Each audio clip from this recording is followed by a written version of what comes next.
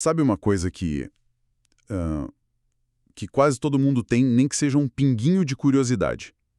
Árvore genealógica. Sim, total. Quem não gosta, né? Pois é, a gente gosta de saber de onde veio, quem eram nossos bisavós, se tem alguma história maluca na família. Mas assim, isso é sempre olhar para o passado. Quase sempre. Exato. O que a gente vai ver hoje é uma genealogia que não era só sobre o passado. Ela foi construída como um mapa para o futuro. Vamos analisar uma das linhagens mais famosas da história, a do rei Davi, como está detalhada lá no primeiro livro de Crônicas, capítulo 3. Um capítulo que muita gente pula achando que é só nome. Exatamente. E para fazer essa análise, a gente tem o próprio texto bíblico e, claro, várias notas de estudo que ajudam a decifrar os detalhes. A nossa missão aqui é entender por que uma lista de nomes que, à primeira vista, parece um sonífero, era tão vital para quem leu na época. E o que ela ainda tem para dizer hoje. Bora mergulhar nisso. Com certeza. E o ponto de partida é esse mesmo, entender que isso não é uma lista telefônica antiga. É, na verdade, uma narrativa super poderosa, só que disfarçada de genealogia. Disfarçada, gostei disso. É uma história sobre poder, sobre dramas de família que, nossa, fariam qualquer roteirista de série chorar de inveja. E, acima de tudo, sobre como uma promessa divina consegue sobreviver a tudo. A desastres, a guerras, ao tempo. Não é só sobre quem gerou quem, é sobre o porquê de cada nome ali ser uma peça nesse quebra-cabeça. Perfeito. Então vamos começar pelo começo, pela fundação da dinastia. A primeira parte do capítulo lista os filhos de Davi, e o texto faz questão de separar, né? Primeiro os que nasceram em Hebrom, depois os que nasceram em Jerusalém. Por que essa separação? Parece um detalhe tão geográfico só. Então, mas esse detalhe geográfico é, na verdade, um detalhe crucial e totalmente político. Hebrom foi a primeira capital de Davi. Só que lá ele não era rei de todo Israel, sabe? Ah, era um reino menor. Exato, ele reinou só sobre a tribo dele, Judá, por 7 anos e meio. Foi um começo de poder, digamos, regional. Já Jerusalém foi a grande jogada estratégica dele. A virada de chave. Totalmente. Ao conquistar a cidade, que não pertencia a nenhuma tribo específica, ele a transforma na capital de um reino unificado, de todo Israel. E lá ele reina por 33 anos. Então a lista reflete a biografia política dele. É a passagem de um líder tribal para um monarca nacional. A genealogia está contando a história da consolidação do poder de Davi. Entendi. É como se a lista de filhos fosse um marcador do crescimento do reino. Mas o que me chama a atenção é que essa não é uma lista de família de comercial de margarina, né? Nem um pouco. Lendo as notas aqui, alguns nomes pulam da página. A gente vê ali o Absalão, que liderou uma guerra civil sangrenta contra o próprio pai para tentar roubar o trono. Uma história terrível. E depois tem o Adonias, que também tentou tomar o poder, disputou a sucessão com Salomão. Quer dizer, a gente às vezes reclama de um almoço de domingo em família, mas a sucessão de Davi parece que foi em outro nível de tensão. Exatamente. E o cronista, o autor, ele não esconde isso. Ele não apresenta uma versão idealizada da família real. Pelo contrário, ele registra as fraturas. Ele expõe. Sim, a presença de Absalão e Adonias na lista é um lembrete bem sombrio de que a dinastia davídica foi forjada em meio a conflitos internos violentíssimos. Mostra que a estabilidade do reino nunca foi algo garantido, sabe? Foi algo conquistado e defendido com muita dificuldade, muitas vezes dentro da própria casa do rei. E no meio de todo esse caos, a linhagem oficial segue por um caminho que, para mim, é o mais surpreendente. O herdeiro escolhido é Salomão, filho de Batseba, que aqui no texto de Crônicas é chamada de Batsua. Peraí, então a linhagem da promessa divina vem justamente da relação mais escandalosa e trágica da vida de Davi? Parece uma contradição, né? Total. Como é que o público da época lia uma coisa dessas? Não soava? Errado. Soava. E essa é a força da narrativa. É uma escolha teológica deliberada do autor. Ao destacar que a aliança continua através de Salomão, o filho de Batseba, o texto faz uma afirmação muito profunda. O plano de Deus se cumpre apesar das falhas humanas, e não pela ausência delas. Uau! Davi cometeu um erro terrível, um crime, na verdade. Mas a promessa divina foi maior que o erro dele. E para a audiência original, que também se via como um povo falho, que tinha sofrido as consequências de seus erros com o exílio, essa era uma mensagem de esperança. Mostrava um Deus que consegue transformar até as situações mais moralmente complexas num caminho para a redenção. Então, a primeira grande lição aqui é que até uma lista de nomes pode ser um campo de batalha. A genealogia não esconde as feridas e mostra que o caminho da promessa é, muitas vezes, totalmente inesperado. Precisamente. Não é uma história limpa, é uma história real, com toda a sua complexidade. Ok, essa primeira geração é uma verdadeira novela, cheia de drama. Mas e depois que a poeira abaixa e Salomão assume? A lista parece que muda de tom, né? A partir do versículo 10, vira quase uma chamada de reis, um atrás do outro. O filho de Salomão foi Roboão, e seu filho Abias, e seu filho Asa. É uma sucessão direta numa velocidade impressionante. O ritmo muda porque o propósito muda. E aqui, de novo, a gente precisa lembrar para quem o livro de Crônicas foi escrito.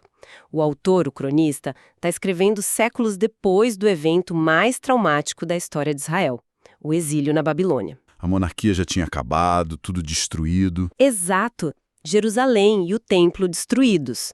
O povo estava de volta, mas se sentia perdido, sabe? Desconectado daquele passado glorioso. Então, essa lista de reis, essa sucessão ininterrupta, funcionava como um poderoso lembrete de identidade. Ah, entendi. Então a lista é quase como um ato de resistência psicológica. No meio da ruína, o cronista está dizendo: lembrem-se de quem vocês são. Nós tivemos uma dinastia estável por séculos. Isso é muito poderoso. Exatamente. É um pilar de estabilidade no meio do caos. Para um povo tentando se reconstruir, essa lista era a prova documental de que eles eram o povo da Aliança Davídica. Era a base histórica para a esperança de um futuro. As notas de estudo usam uma expressão perfeita. Era uma fonte de esperança e expectativa. A lista dizia: isso foi real uma vez, e a linhagem que tornou isso real ainda existe.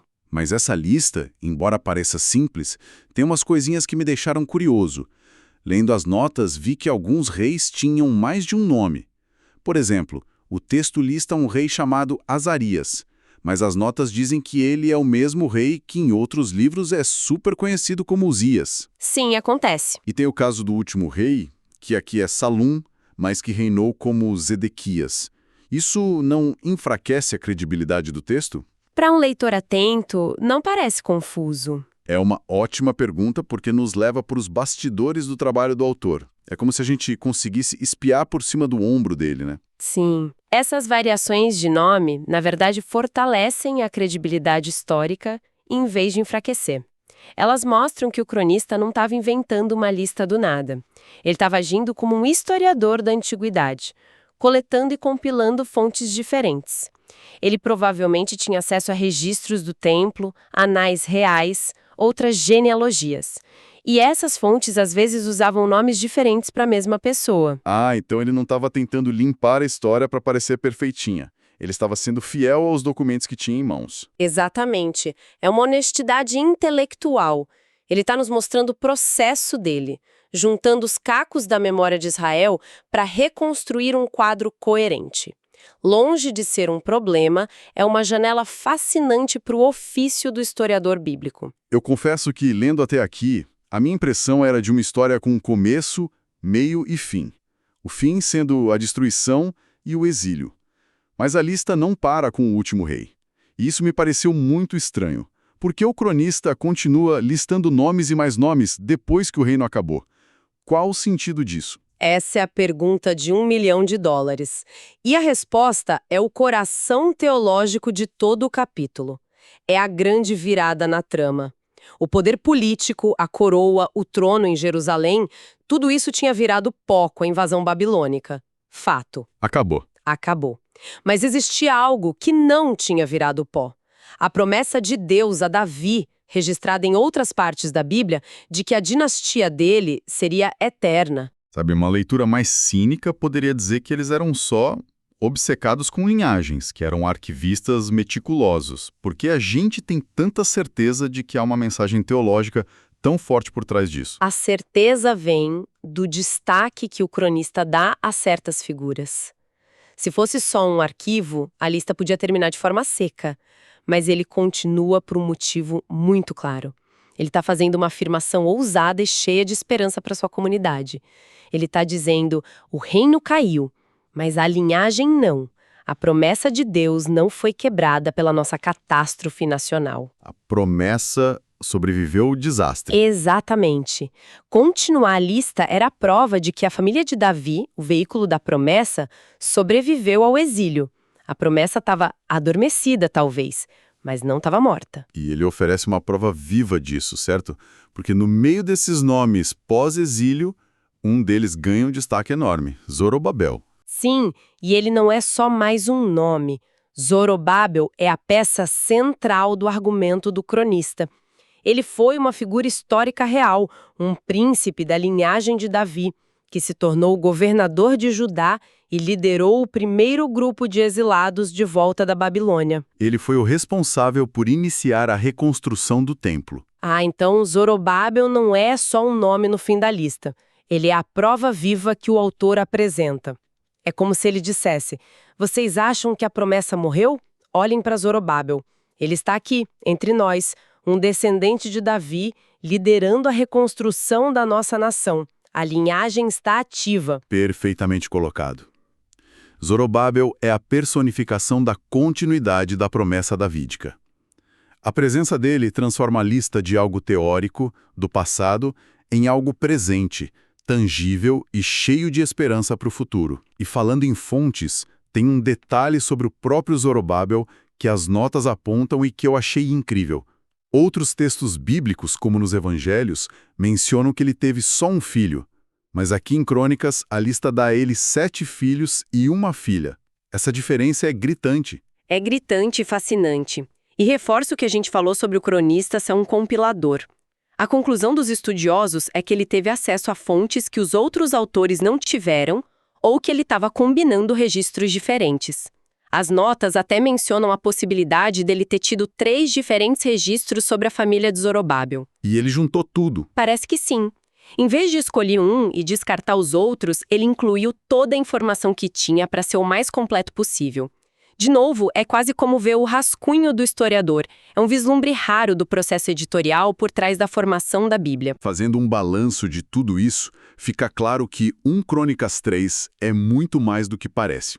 Não é só uma lista de nomes para a gente pular. É uma crônica super bem construída. Um mini documentário sobre uma dinastia. Começa com a ascensão, mostra os conflitos, o drama, passa pelo auge do poder e, o mais importante, termina com uma mensagem de sobrevivência contra todas as probabilidades. E se a gente conecta isso ao quadro geral da história de Israel, o propósito final fica ainda mais claro. A preservação meticulosa dessa linhagem, especialmente a parte que vem depois do desastre do exílio, se torna o alicerce, a fundação para a esperança messiânica que vai florescer mais tarde. Era um fio de esperança. Exato. Era a mensagem do cronista para um povo desanimado. Não desistam. Mesmo na escuridão, as promessas de Deus para o futuro, centradas na casa de Davi, continuam de pé, apenas esperando o momento certo para se cumprirem. Isso tudo me deixa com uma última pergunta, um pensamento para a gente ficar refletindo. O cronista se dá todo esse trabalho de traçar a linhagem por várias gerações depois do último rei, até uns homens chamados Anani e seus irmãos. Mas a lista para aí. Ela termina de forma meio abrupta, sem um final feliz. Fica em aberto. Fica mesmo. Por que ele para exatamente onde parou? Que mensagem esse final, que aponta para um futuro que ainda não chegou, deixava para aquela audiência original? E que pergunta ele talvez deixe para nós hoje?